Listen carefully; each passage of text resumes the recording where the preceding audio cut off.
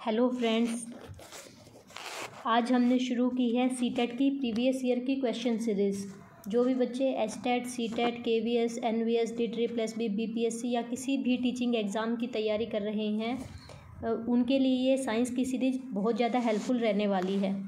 ये हमारा 20 दिसंबर 2021 का सीटेट वाला पेपर है और इसके बाद हम लगातार ऐसे ही PYQ करते रहेंगे। ऐसे ही वीडियो देखने के लिए चैनल को लाइक, सब्सक्राइब और शेयर करेंगे। पहला क्वेश्चन है हमारा, how many images will be formed if you stand between two plane mirrors positioned parallel to each other in a trial room of garment shop.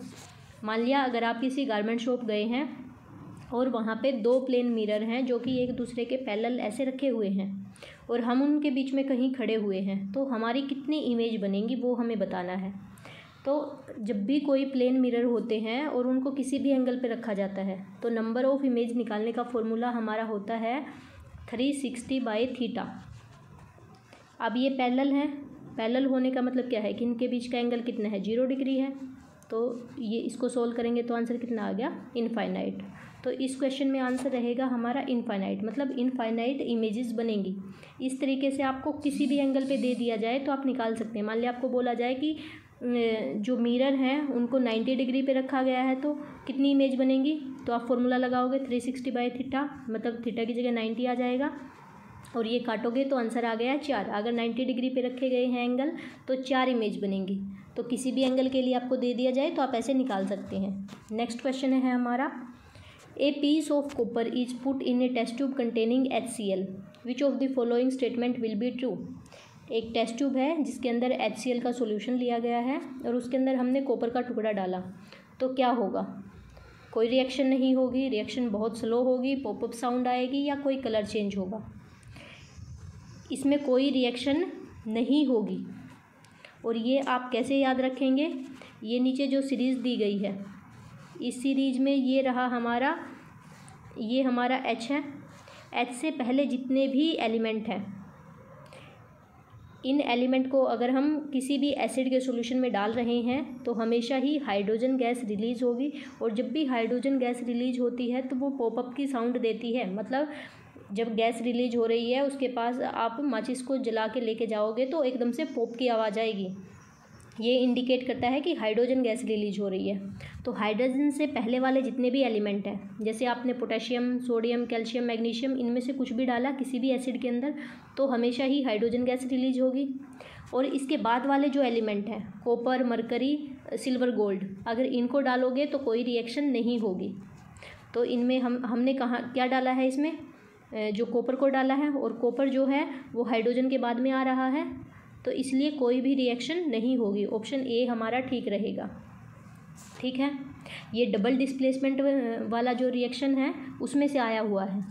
और अगर ये वाले जो एलिमेंट हैं ये इस तरीके से भी आ सकता है, जैसे हमने ये जो रिएक्टिविटी की सीरीज़ है इसमें आपको दिया गया है, इनको एक्टिविटी के अकॉर्डिंग अरेंज किया गया है। जो पोटेशियम है वो सबसे ज़्यादा एक्टिव है, सोडियम उससे कम, कैल्शियम उससे कम, मैग्नीशियम उससे कम। इस तरीके से जो आगे आ रहा है अगर उसको डालेंगे तो वो पीछे वाले को रिप्लेस कर देगा।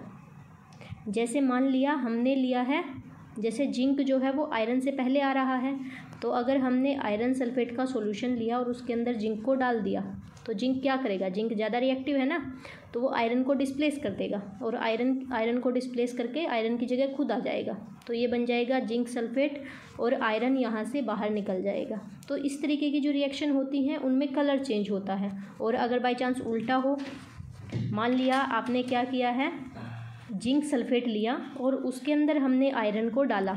अब जो आयरन है वो जिंक से कम रिएक्टिव है ना, यहाँ से देखो वो इससे कम रिएक्टिव है, तो ये इसको डिस्प्लेस नहीं कर पाएगा, कोई रिएक्शन नहीं होगी। तो आपको ये पूरी की पूरी एक्टिविटी याद रखनी पड़ेगी कि कौन सा एलिमेंट ज़्यादा एक्टिव है, कौन सा कम एक्टिव है। और हाइड्रोजन गैस निकलने के लिए आपको बस ये ध्यान रखना है, हाइड्रोजन से पहले वाले जो होंगे उनमें से हाइड्रोजन रिलीज़ होगी, पॉपअप साउंड देंगे। बाद वाले जो होंगे उनमें कोई गैस रिलीज़ नहीं होगी, कोई रिएक्शन नहीं होगी। इस क्वेश्चन का आंसर हमारा ए रहेगा। और इसको आप याद रख सकते हैं, कोई ट्रिक बना लेना, या फिर ये शुरू वाले तो ऐसे भी याद रह जाते हैं, करीना का मंगेतर अली, और उसके बाद ये जिंक आयरन, लेड, हाइड्रोजन। और इनको एक दो कोई इनको ऐसे ही याद रख लेना या कोई ट्रिक बना लेना। नेक्स्ट है हमारा, it is observed that a copper vessel get corroded in a rainy season to give. हमने देखा है कि जो कॉपर के वेसल होते हैं वो रेनी सीजन में कोरोडेड हो जाते हैं, जंग उनके ऊपर लग जाती है। तो जंग जो लगती है वो क्यों लगती है? जंग जब लगेगी तो ग्रीनिश कोटिंग आ जाती है कॉपर हाइड्रोक्साइड के कारण या कॉपर कार्बोनेट के कारण। बी ऑप्शन में दे रखा है कि वाइट कोटिंग आ जाती है। तो ये तो आपने देखा ही होगा कि जो कॉपर के वेसल होते हैं जब उनके ऊपर कोरोड लगता है, जंग लगती है, तो ग्रीनिश कोटिंग आ जाती है। और वो ग्रीनिश कोटिंग कैसे आती है? कॉपर का वेसल है, रेनी सीजन है तो मॉइस्चर होगा, ऑक्सीजन होती है एयर के अंदर, कार्बन डाइऑक्साइड होती है एयर के अंदर। तो जब ये सारी चीज़ें आपस में रिएक्शन करती हैं तो कॉपर हाइड्रोक्साइड बनता है एक तो, और दूसरा बनता है कॉपर कार्बोनेट। और इसकी वजह से, इन दोनों के फॉर्मेशन की वजह से ग्रीनिश कोटिंग आती है। तो इसमें ए जो ऑप्शन है वो हमारा ठीक रहेगा। नेक्स्ट क्वेश्चन है हमारा, which of the following household substances will turn red litmus to blue. Red litmus को ब्लू में कन्वर्ट करने वाले कौन से हैं? रेड को ब्लू में कौन कन्वर्ट करेगा? बेस कन्वर्ट करेगा। तो हमें इसमें से बताना है कि बेस कौन सा है। तो बेकिंग सोडा जो है वो बेस है, विनेगर एसिड है, लेमन जूस एसिड है, और ब्लीच भी बेस है। तो ए और डी जो हैं वो बेस हैं। तो फोर्थ ऑप्शन हमारा सही रहेगा। बी और जो सी हैं ये हमारे एसिड हैं। जो एसिड होता है, ये देखो मैंने नीचे नोट डाल के लिख रखा है, जो एसिड होता है वो लिटमस को रेड में कन्वर्ट करेगा। एसिड का काम होता है रेड में कन्वर्ट करना। आप इसको ऐसे याद रखना, एसिड जो होता है वो रेड में कन्वर्ट कर देता है। ब्लू है तो उसको रेड में कन्वर्ट कर देगा, रेड है तो उसको रेड ही रखेगा। बेस में क्या होता है? जो बेस होता है वो ब्लू में कन्वर्ट करता है, ब्लू को ब्लू और रेड को ब्लू। तो इनको ऐसे याद रखना है, बेस हमेशा ब्लू शो करेगा, ब्लू लोगे तो उसको भी ब्लू ही रखेगा, रेड लोगे तो उसको ब्लू में कन्वर्ट कर देगा। एसिड हमेशा रेड शो करेगा, रेड को रेड, ब्लू को रेड। नेक्स्ट है हमारा, identify the pair of material that Burns with a flame. इनमें से वो मटेरियल बताना है जो फ्लेम के साथ जलता है। तो कैम्फर जो होता है, आप लोगों ने देखा होगा, जो कपूर होता है सॉलिड से सीधा मतलब गैस में कन्वर्ट हो जाता है, फ्लेम के साथ जलेगा, मतलब मेल्ट नहीं होगा ना बीच में। मैग्नीशियम जो होता है, मैग्नीशियम रिबन वाला जो एक्सपेरिमेंट आपने किया होगा, वाइट फ्लेम में वो जलता है, तो ये भी फ्लेम के साथ जलता है। कैम्फर तो यहाँ ठीक है, लेकिन जो कोल होता है ना वो फ्लेम के साथ नहीं जलता है। इसमें भी कोल आ गया तो ये भी कट गया। केरोसिन जो होती है वो फ्लेम से जलती है, लेकिन जो चारकोल है वो भी फ्लेम से नहीं जलता। तो इनमें एक जो ऑप्शन है वो इसको मतलब गलत है। तो इसमें से पहले वाला जो ऑप्शन है वो सही रहेगा। कैम्फर और मैग्नीशियम जो है वो फ्लेम के साथ जल रहे हैं। नेक्स्ट में आपको बताना है कि क्लोनिंग के रिगार्डिंग कौन सी प्रोसेस जो है वो ट्रू है। It is possible only in animals. जो क्लोनिंग है सिर्फ एनिमल्स की होती है, ऐसा ज़रूरी नहीं है। जो क्लोनिंग है वो प्लांट में भी हो सकती है, तो ये तो गलत हो गया। It result in exact replication of a cell, a living part और ए ऑर्गेनिज्म। इसमें क्या होता है, जब भी हम क्लोनिंग करते हैं तो बिल्कुल एग्जैक्ट रेप्लिकेशन होती है। ये बात बिल्कुल सही है। आप एक सेल की एग्जैक्ट रेप्लिकेशन कर सकते हैं, एक पार्ट की कर सकते हैं, या पूरे के पूरे ऑर्गेनिज्म की भी कर सकते हैं। It results in A large number of offspring. इसमें बहुत सारी ऑफस्प्रिंग बनती हैं, मतलब बहुत सारे न्यू बेबी बनते हैं। ऐसा नहीं है एक ही बनेगा। तो इसमें सिर्फ बी ऑप्शन हमारा सही है, सेकंड ऑप्शन सही रहेगा। नेक्स्ट है हमारा, ये असर्शन और रीज़न दे रखे हैं और वो आपको बताना है। एक प्लास्टिक की बोतल है, half filled with boiling water. उसको आपने उबलते हुए पानी से आधा फिल कर दिया है, फिर उसको ढक्कन लगा दिया है और बंद कर दिया है। थोड़ी टाइम के बाद क्या होगा, वो क्रश्ड हो जाएगी, पिचक जाएगी। ऐसा क्यों हो रहा है? Air pressure decrease with decrease in temperature in the बोतल। क्योंकि अंदर क्या हो रहा है, जो उबलता हुआ पानी था वो धीरे धीरे ठंडा होगा, टेम्परेचर उसका डिक्रीज़ करेगा तो एयर प्रेशर भी डिक्रीज़ करेगा और उसके कारण वो जो बोतल है वो पिचक जाएगी। तो इसमें क्या है, ए और आर दोनों ही सही हैं और ये रीज़न भी बिल्कुल करेक्ट है। ये इसको एक्सप्लेन भी कर रहा है, एयर प्रेशर कम होने के कारण ही वो पिचकी है, क्रश्ड हुई है। तो इसमें ऑप्शन ए हमारा करेक्ट रहेगा। नेक्स्ट है 8th क्वेश्चन। हमें इसमें से इनकरेक्ट जो स्टेटमेंट है उसको चूज करना है। ये आपको ध्यान रखना है, आपसे करेक्ट पूछा गया है या इनकरेक्ट पूछा गया है। Magnet lose their property on heating, magnet को अगर हम गर्म करेंगे तो वो अपनी हीट जो मैग्नेट की जो मैग्नेटिक प्रॉपर्टीज़ हैं उनको लूज़ कर देगा। ये बात बिल्कुल सही है। Bar magnet should be kept in pair with their unlike pole on the same side, जो बार मैग्नेट होते हैं हम उनको पेयर में रखते हैं और अनलाइक पोल जो अलग अलग पोल हैं उनको एक साइड रखते हैं। जैसे नॉर्थ को साउथ के साथ रखेंगे, साउथ को नॉर्थ के साथ रखेंगे। ये बात बिल्कुल सही है। नेक्स्ट है सिमिलर पोल जो होते हैं वो रिपेल करते हैं, ये बात भी सही है। सिमिलर पोल रिपेल करेंगे और अनसिमिलर जो पोल होंगे वो अट्रैक्ट करेंगे। निकल and cobalt do not get attracted by magnet, निकल और कोबाल्ट जो हैं वो मैग्नेट से अट्रैक्ट नहीं होते, ये रॉन्ग है। निकल और कोबाल्ट जो है वो मैग्नेटिक मटेरियल हैं, वो मैग्नेट से अट्रैक्ट होते हैं। तो आपसे इनकरेक्ट ही पूछा गया था और डी ऑप्शन जो है वो इनकरेक्ट है, तो आप डी को टिक करेंगे। नेक्स्ट क्वेश्चन है हमारा, an object is placed in front of a convex lens in such A way that it's real and magnified image is formed. आपको क्या बोला गया है, कोई ऑब्जेक्ट है कन्वेक्स लेंस के सामने हमने उसको रखा है, उसकी जो इमेज बन रही है वो रियल है और मैग्नीफाइड है। मैग्नीफाइड का मतलब है उसके साइज से बड़ी है। ये चीज़ आपको ध्यान रखनी है कि जो कन्वेक्स लेंस है उसमें इमेज रियल और मैग्नीफाइड भी बनती है और विर्चुअल और स्मॉल भी बनती है। वो डिपेंड करता है ऑब्जेक्ट की पोजीशन क्या है। अगर ऑब्जेक्ट को मिरर के पास रखा है तो इमेज मैग्नीफाइड बनेगी, रियल बनेगी। दूर रखेंगे तो विर्चुअल बनेगी, स्मॉल बनेगी। ठीक है। अब आपको बोला, मान लिया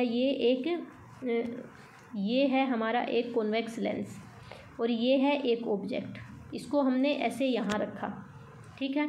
अब इस ऑब्जेक्ट की जो इमेज बन रही है वो इस तरीके से बनेगी। यहाँ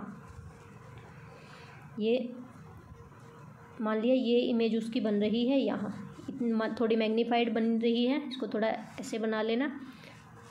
ये थोड़ी मैग्नीफाइड है इसके साइज से और रियल है।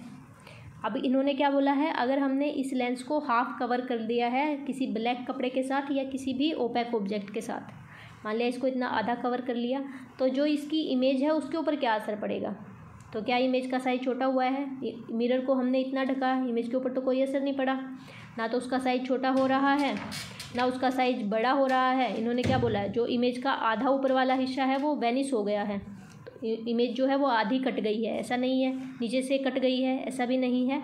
तो इसका जो फोर्थ ऑप्शन है, the sharpness of image is reduced, जो शार्पनेस है मतलब जो उसकी ब्राइटनेस है, उसकी इंटेंसिटी है वो रिड्यूस हो गई है। पहले बिल्कुल क्लियर बन रही थी, अब वो थोड़ी सी उसकी जो इंटेंसिटी है वो मतलब कम हो गई है।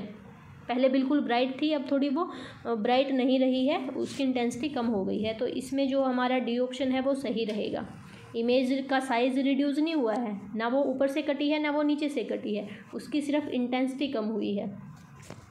नेक्स्ट क्वेश्चन में आपसे बोला गया है, a car that can travel at a maximum speed of 120 kilometre per hour takes 7 hours 45 minutes to cover a distance of 372 kilometre. आपको बोला गया है कि एक कार है, ये कार की मैक्सिमम स्पीड आपको दे रखी है, ठीक है, और दूसरा ये दे रखा है कि उसने 372 किलोमीटर की जो डिस्टेंस है उसको 7 hours 45 minutes में उसने कवर किया है। अब आपको मैक्सिमम स्पीड और एवरेज स्पीड के बीच का डिफरेंस निकालना है। मैक्सिमम स्पीड हमारे पास है, अब हमें एवरेज स्पीड निकालनी पड़ेगी। स्पीड का फॉर्मूला डिस्टेंस अपॉन टाइम। अब ये जो टाइम है हमें 7 hours 45 minutes, इस 45 मिनट को पहले हम आर में कन्वर्ट करेंगे, उसके बाद डिवाइड करेंगे। तो क्या है, 7 hours है और 45 मिनट है, तो इन 45 मिनट को भी अगर आप आर में कन्वर्ट करोगे तो ये 60 से डिवाइड कर देंगे और ये कट के कितना हो गया है 3/4। अब इसको आप एलसीएम ले लेंगे, 7 चौक 28, 28 और 3 31/4, तो ये आर में कन्वर्ट हो गया है। ठीक है। अब हम इसकी जो एवरेज स्पीड है उसको अगर निकालेंगे तो डिस्टेंस अपॉन टाइम, डिस्टेंस है हमारी 372 और टाइम हमारा कितना आया था 31/4। अब इसको काटेंगे तो ये कितने पे कट रहा है 12 पे ये कट रहा है, 12 चौक 48। तो हमारी जो एवरेज स्पीड आई है, एवरेज स्पीड कितनी आई है 48 किलोमीटर पर आवर। अब कुछ बच्चे जल्दी में क्या करेंगे 48 किलोमीटर पर आवर पे ही टिक कर देंगे, लेकिन आपसे पूछा क्या गया है, मैक्सिमम स्पीड और एवरेज स्पीड के बीच का डिफरेंस पूछा गया है। जो मैक्सिमम स्पीड है वो है हमारी 120 एवरेज स्पीड हमारी आई है 48, इनके बीच का डिफरेंस अगर आप निकालोगे तो कितना आ रहा है 72। तो सी ऑप्शन जो है वो हमारा करेक्ट रहेगा इसमें। नेक्स्ट क्वेश्चन है हमारा, which of the following statement is incorrect in the context of earthquakes. जो भूकंप आता है, भूकंप के रिगार्डिंग कौन सी जो स्टेटमेंट है वो गलत है, गलत आपसे पूछी गई है। Most earthquake are caused by sudden slipping of tectonic plates and by volcanic eruptions. जो अर्थक्वेक आता है वो जो प्लेट होती है उनके एक दूसरे पर खिसकने से या वल्केनिक इरप्शन जो होता है, ज्वालामुखी होता है, उसके कारण आता है। ये बात बिल्कुल सही है। नेक्स्ट है, the earthquake of magnitude 3.0 on Richter scale can trigger A tsunami. अगर मान लिया अर्थक्वेक की जो मैग्नीट्यूड है वो 3.0 है तो उसकी वजह से सुनामी आ जाएगी, ये वाला गलत है। सुनामी जो आती है अगर उसका मैग्नीट्यूड 7.5 से ज़्यादा है, मोर देन 7.5 है रेक्टर स्केल पे, तब सुनामी आती है। तो सेकंड पॉइंट हमारा गलत रहेगा। A major earthquake in generally followed by tremor in this small area same area. अगर एक बड़ा अर्थक्वेक आता है तो उसके बाद छोटे छोटे हुए भूकंप आते रहते हैं, ये बात बिल्कुल सही है। नेक्स्ट आपको बोला गया है, study of earthquake is known as seismology. Earthquake की स्टडी को हम बोलते हैं सिस्मोलॉजी, ये भी बिल्कुल सही है। अर्थक्वेक को जो है मेज़र किया जाता है सिस्मोग्राफ के ऊपर, उसकी इंटेंसिटी कितनी है वो सिस्मोग्राफ पे मेजर किया जाता है, और उसकी जो स्टडी है उसको सिस्मोलॉजी बोला जाता है, ये भी बिल्कुल सही है। आपसे पूछा गया था गलत क्या है, तो बी वाला जो पार्ट है वो हमारा गलत है, तो बी पे आप टिक करेंगे। नेक्स्ट क्वेश्चन है हमारा, 3 ऑब्जेक्ट हैं हमारे पास ए, बी और सी। उनका साइज बिल्कुल सही सेम है, लेकिन उनकी जो डेंसिटी है वो डिफरेंट है। अब आपको 3 सिचुएशन दे रखी हैं और आपको बताना है बायोंट फोर्स के हिसाब से उनको असेंडिंग ऑर्डर में आपको लगाना है। सबसे पहले तो आपको पता होना चाहिए कि जो बायोंट फोर्स है वो क्या होती है। मान लिया ये एक वेसल है और इसके अंदर कोई भी लिक्विड फिल है, और इस मान लिया आप एक बकेट ही लेते हैं पानी की भरी हुई, और उसमें अगर आप किसी बोतल को ऐसे सीधे का सीधा नीचे ले जाने की कोशिश करते हैं तो वो नहीं जाती है, क्योंकि नीचे से जो पानी है वो इसके ऊपर प्रेशर लगा रहा है, वो उसको ऊपर धकेल रहा है। तो ये जो अपवार्ड फोर्स लग रही है इस लिक्विड के द्वारा इस ऑब्जेक्ट के ऊपर, उसको हम बोलते हैं बायोंट फोर्स या फिर बायोंसी। ठीक है, अब देखो आपको क्या बोला गया है, 3 ऑब्जेक्ट थे, उन तीनों में से जो ए है वो कम्प्लीटली सबमर्ज हो गया है। मान लिया ये एक आपके पास वेसल था, जो ए है वो पूरा अंदर चला गया है, पूरा अंदर चला गया है, डूब गया है, तो बाहर की तरफ नहीं आ रहा है। इसका मतलब इसके ऊपर तो बहुत ही कम बायोंस फोर्स लगी है। अगर बायोंस फोर्स ज़्यादा लगती तो ये ऊपर ना आ जाता। तो ए के ऊपर बायोंस फोर्स जो है वो सबसे कम है। बी का जो है 1/4 हिस्सा जो है वो पानी के अंदर है। ये अगर आपका बी, ये अगर एक मिनट, ये अगर हमारा बी है तो इसका 1/4 हिस्सा अंदर है और 3/4 बाहर है, और सी का आधा अंदर और आधा बाहर, ये आधा अंदर है और आधा बाहर है। सी के केस में सी का 1/2 और इसका 1/4। अब आप देखो सी का सबसे ज़्यादा हिस्सा बाहर है,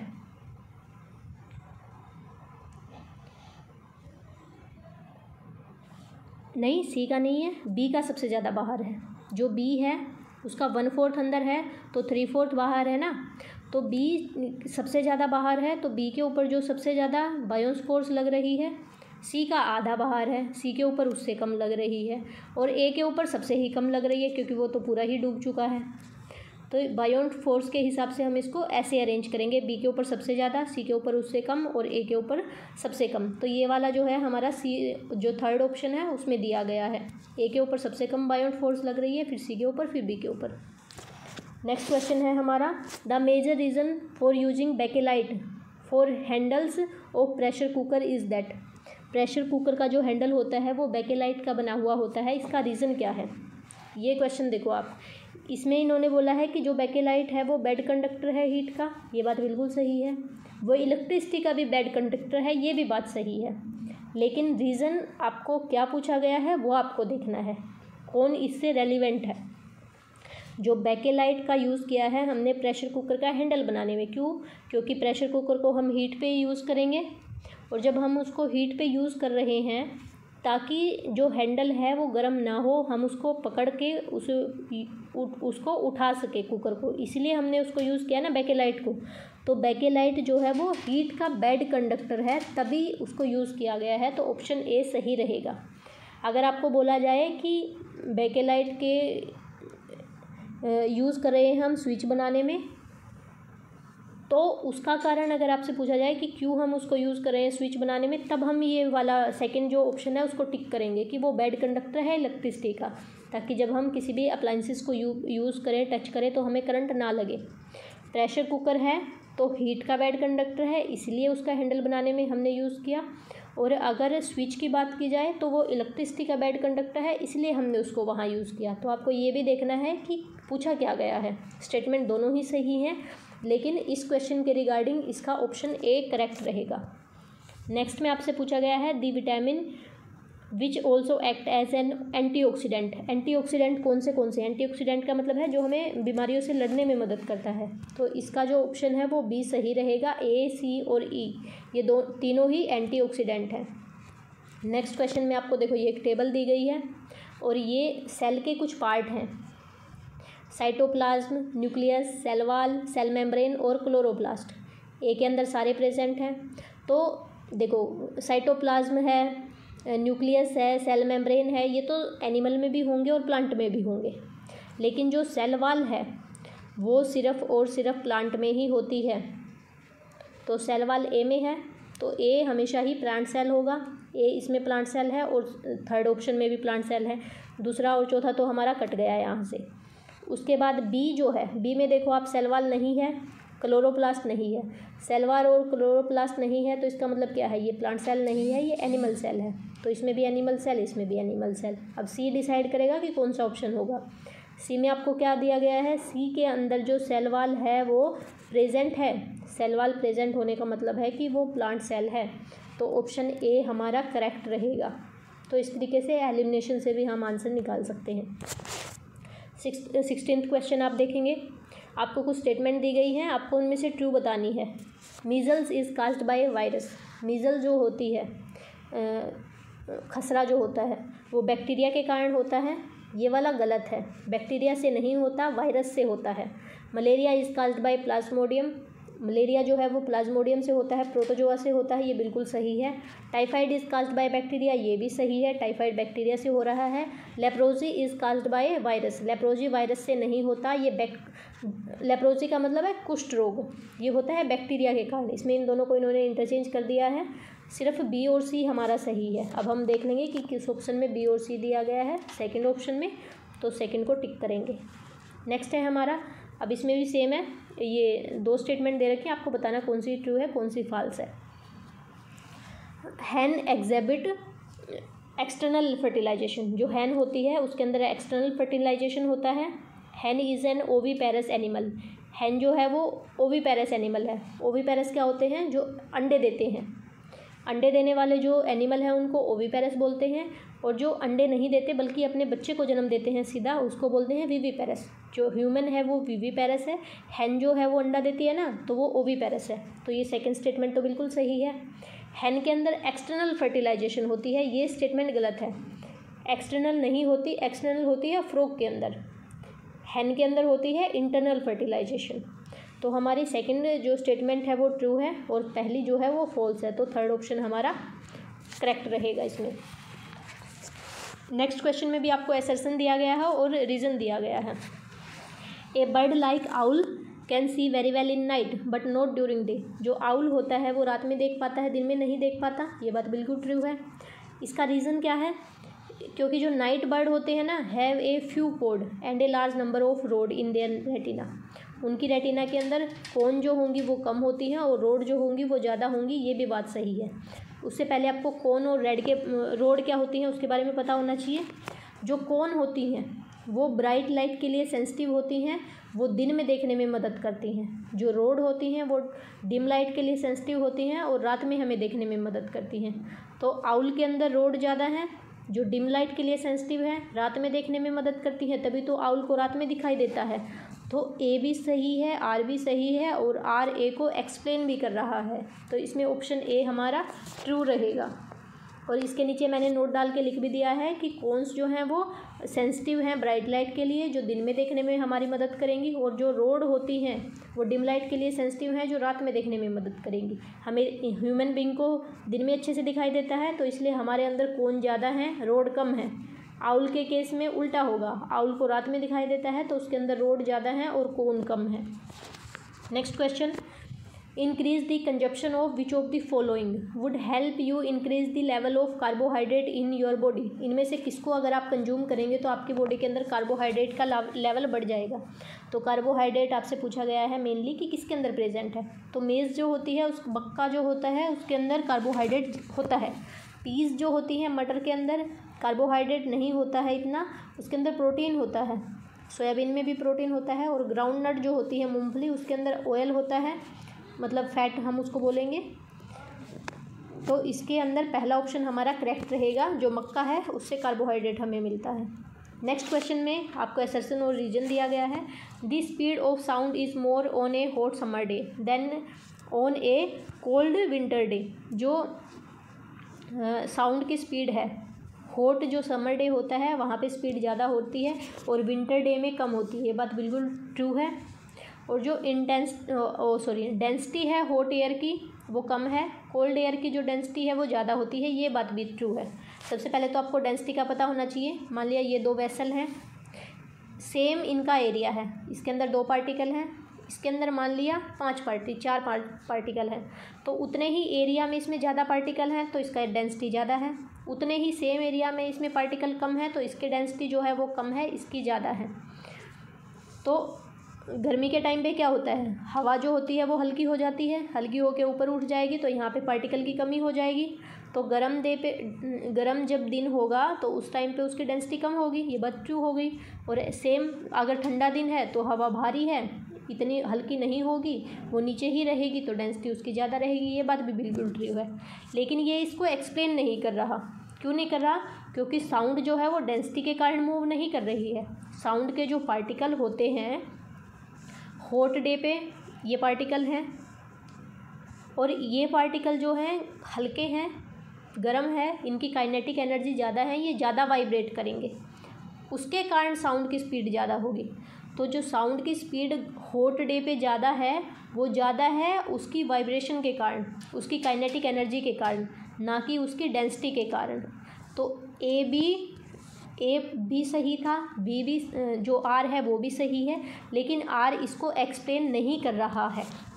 तो इसमें हमारा जो सेकंड ऑप्शन है उसको हम टिक करेंगे। ए और आर दोनों ही ट्रू हैं, लेकिन आर इसको करेक्ट एक्सप्लेनेशन नहीं दे रहा है। ये वाला पेपर हमारा कंप्लीट होता है। इसके बाद हम नेक्स्ट पेपर करेंगे। और जिन भी बच्चों को ये वाली क्विज पसंद आ रही है वो इस वीडियो को लाइक करेंगे। Thank you so much.